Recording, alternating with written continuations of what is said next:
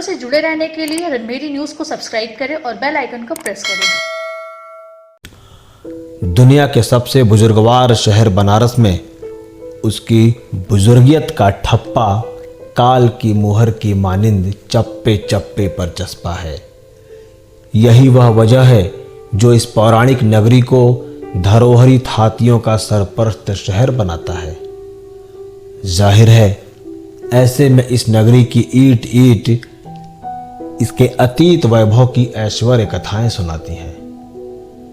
तंग गलियों में बसी आबादी की हर एक इमारत को पौराणिक व ऐतिहासिक उत्थान पतन का जिंदा गवाह बनाती है। ऐसी ही एक ऐतिहासिक घटना का बोलता गवाह है केदार घाट के दक्षिणी छोर के एक अंधेरे तंग गलियारों से जुड़ा एक भवन, जो विशाल किंतु जीर्ण शीर्ण राजप्रासाद जो 17वीं सदी की काशी के शिल्प वैभव की कथा सुनाता है। 16वीं सदी के पूर्वार्ध में आकर काशी बसे कोलकाता के जागीरदार व तत्कालीन अवध नवाब के दीवान राजा इंद्र नारायण बापुली ने वर्ष 1719 में काशी के केदार खंड की इस गली में बंगीय शिल्प विधा से निर्मित भवनों की एक पूरी श्रृंखला खड़ी कर बापुली कुटुंब व उसके वैभव को प्रतिष्ठित किया था। इसी बापुली परिवार की तीसरी पीढ़ी के प्रतिनिधि और शहर के अभिजात्य कुलों के अगुआ राजा कालीनाथ बापुली को प्राप्त हुआ दक्षिणेश्वर बंगाल के परम शक्ति साधक व अद्वैत दर्शन के महान संत स्वामी रामकृष्ण परमहंस के आतिथ्य का। रणभेरी की टीम आज आगत है इसी ऐतिहासिक भवन में और रूबरू है इस पावन तीर्थ के तवारीखी दस्तावेजों से, जिनके मुताबिक वर्ष 1868 के दौरान जब ठाकुर परमहंस काशी प्रवास पर आए थे तो उन्होंने अपने संग आए शताधिक साधकों के साथ पूरे 3 महीनों तक बापुली घराने की ही आतिथ्य सेवा स्वीकार की थी। इसी दौरान साधना नगरी काशी को अपने आध्यात्मिक तेज व चमत्कारों से तंत्र साधन को महिमामय शिखरों तक पहुंचा चुके महान साधक तैलंग स्वामी से परमहंस जी की ऐतिहासिक भेंटों का वृत्तांत भी बापुली परिवार के पीले पड़ चुके दस्तावेजों के धूसर पन्नों में दर्ज है। यहाँ यह भी उल्लिखित है कि किस तरह परमहंस देव पैदल ही केदार घाट से मणिकर्णिका तीर्थ तक की दूरी नाप कर तैलंग स्वामी से मिला करते थे और पुण्यभागी काशीवासी आध्यात्म जगत के इन दोनों दिग्गजों की युगल जोड़ी के दर्शनों से अपनी खाली झोली भरा करते थे। इसी यशस्वी परिवार की 8वीं पीढ़ी के प्रतिनिधि शुभजीत बापुली व परिवार की मुखिया श्रीमती सविता बापुली के साथ आज अंधेरे जीने से होकर गुजरते हैं हम उस विशाल कक्ष में जहां कभी परमहंस ठाकुर ने बापुली परिवार की ओर से भेंट चंदन की चौकी पर महीनों आसन लगाया था।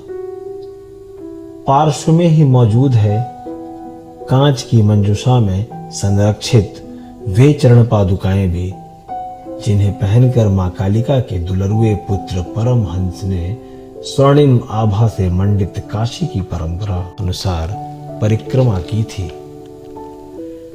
दोनों ही पुण्य प्रतीक आज भी उतनी ही श्रद्धा से नित्य पूजित हैं।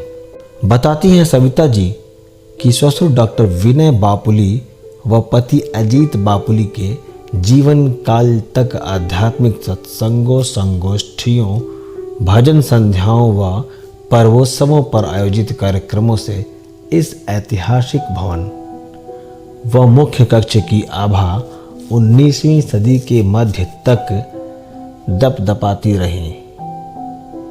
बाद में समय काल के थपेड़ों ने सब कुछ कालातीत कर दिया।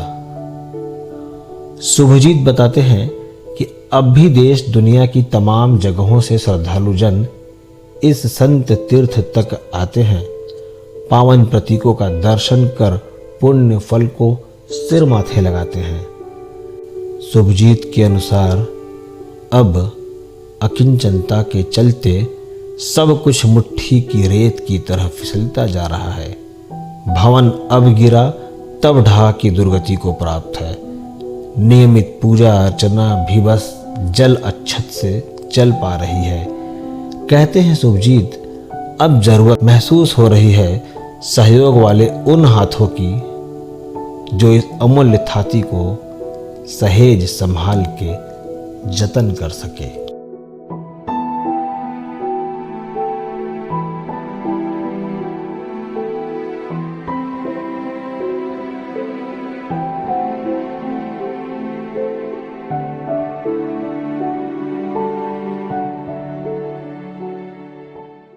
परमहंस देव जी जब काशी में आने वाले थे तो हमारे पूर्वज पहली बार नहीं, एक बार नहीं, 2 बार आए थे।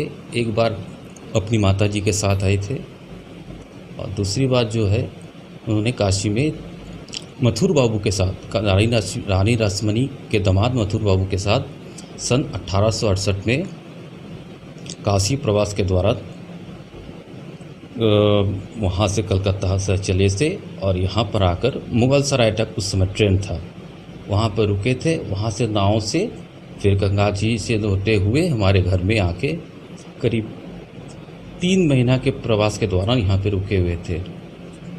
तब हमारे उस समय पूर्वज से राजा कालीनाथ बापुली जी जो अवध के नवाब के दीवान थे। परमहंस देव जी की अवस्था उस समय थी, पहले तो वो पहचान नहीं पाए उनको कि ये तो काशी में बड़े बड़े संत महापुरुष का यहाँ पर आगमन होता था। तो बाद में जब उनके भाव भक्ति को देखे तो समझ में आ के तो विरल प्रतिभा के धनी, तो उनको हमारे पूर्वज ने उनको स्पर्श कराकर उनका खड़ाऊ पैर से पूजित के लिए रखा गया। और जिस चौकी में वो बैठे थे, ये जिस कमरे में हैं वो कमरा 8 दरवाज़ा का कमरा है, उसको बैठक खाना बोलते थे। बैठक बाड़ी था ये, बाद में वो बैठक खाना हुआ। उस बैठक खाने में वचनामृत में, जो कि कलकत्ता के रामकृष्ण मिशन में वो किताब में है, उल्लेख है कि इस घर में मैं राजा बाबू के हाउस में मैं कुछ दिन तक यहाँ पर निवास किया था। तो उस घर में वो 3 महीना रुके हुए थे और वो ये कहने लगे इस बात पर कि मैं यहाँ कहाँ आया माँ, मैं तो रानी रासमणी के मंदिर में ठीक था।